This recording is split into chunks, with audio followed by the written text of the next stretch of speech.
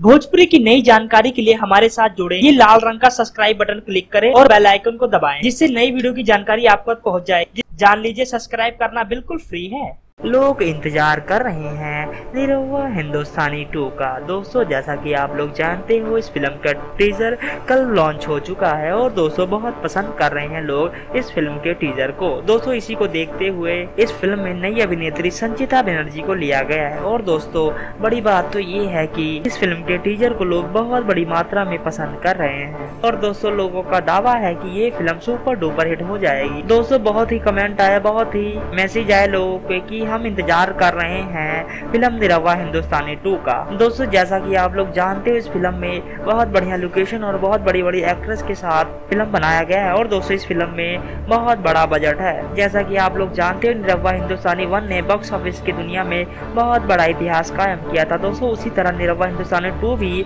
बहुत बड़ा इतिहास बनाएगी। लेकिन दोस्तों, देखने की बात तो ये है कि कितना ज्यादा बॉक्स ऑफिस पे इतिहास बना पाते निरहुआ हिंदुस्तानी 2।